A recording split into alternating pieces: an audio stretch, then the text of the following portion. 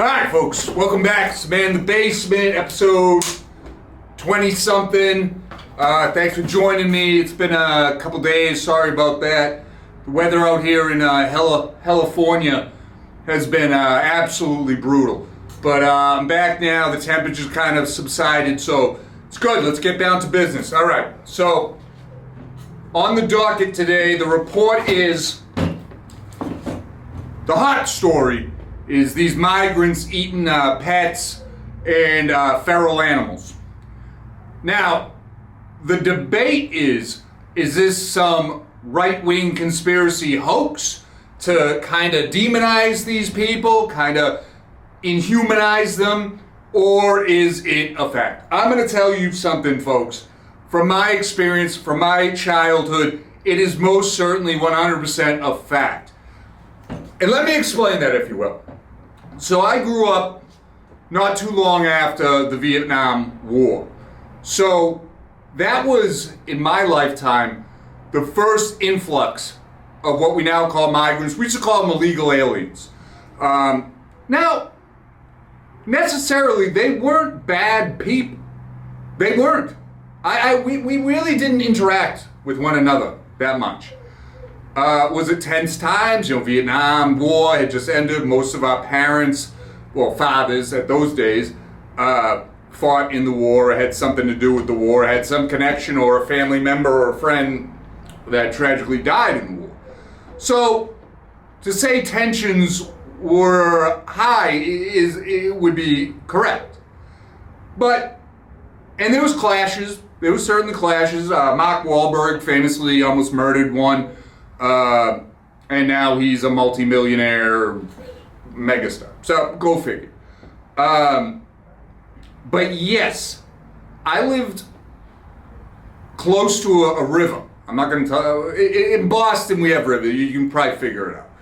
But we live close to a river. And some summers we'd go down to the river, just cool off or whatever. And they'd have massive nets casting out, like you see in the movies, and hauling in fish. Now you might say, Deacon, what's the harm in that? What's the harm in that? The harm is, there's no regulatory system. The fish is most likely toxic. I mean, you're talking about Boston. You know the song, Love That Dirty Water, Boston. It's dirty water.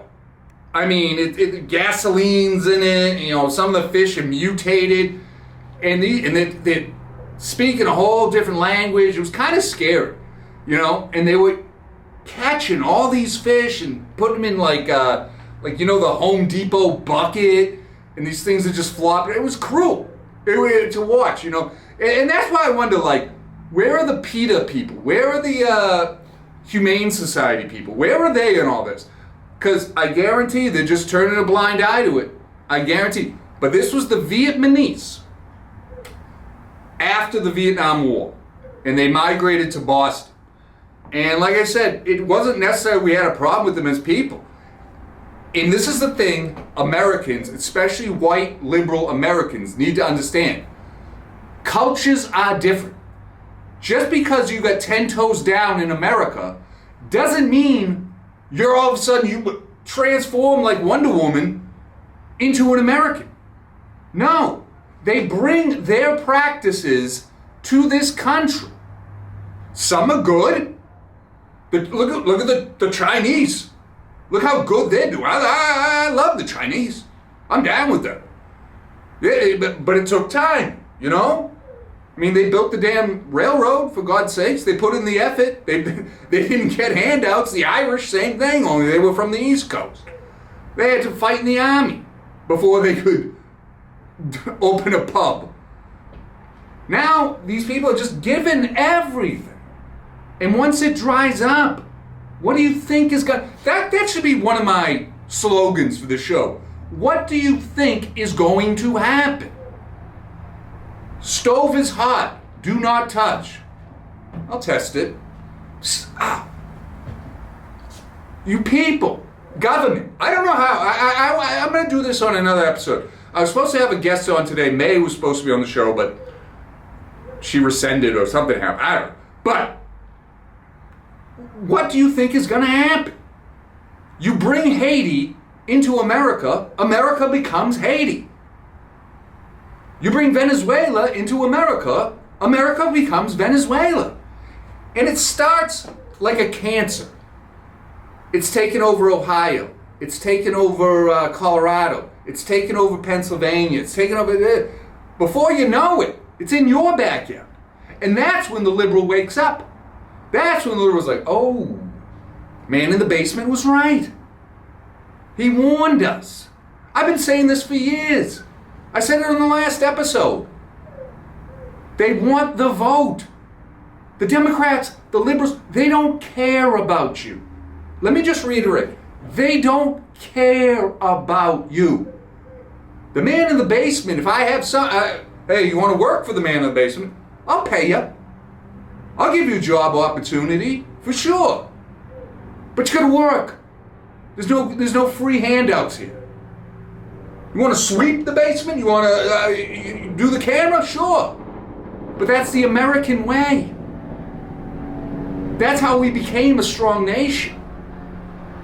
We didn't get it by just, oh, they need money, yeah, everybody needs a hand, especially after this BS lockdown, that this government and you idiots will go back and vote for it again. Because you just don't like the orange guy.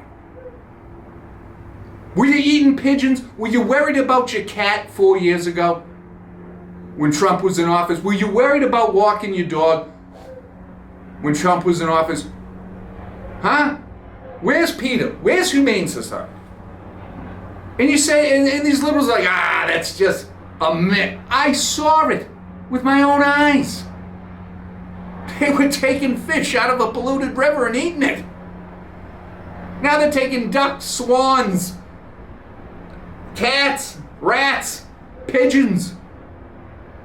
You go to parts of these third world countries, they don't have pigeons in the air. They don't have squirrels on the ground. They're eaten. They're gone. Wake up, you idiots. I'm not calling my listeners idiots. My listeners are informed. But yeah, if you like this, pass it on, spread it. But there is no myth to this meat of mayhem. I don't know, my poetic skill, I'm a little tired. But anyway, guys, protect your pet. I can't believe I'm saying this as a joke. Protect your kids, protect your wife, protect your pets. Because they're all in jeopardy, thanks to this administration. You got a favorite duck pond you like going throwing breadcrumbs in? Well, kiss it goodbye. Go enjoy it, take photos, get some memories. But in all likelihood, you're just not going to be there next year. All right, folks. Blood pressure's up. Blood pressure, as always. Deacon Cassidy 00013@gmail.com.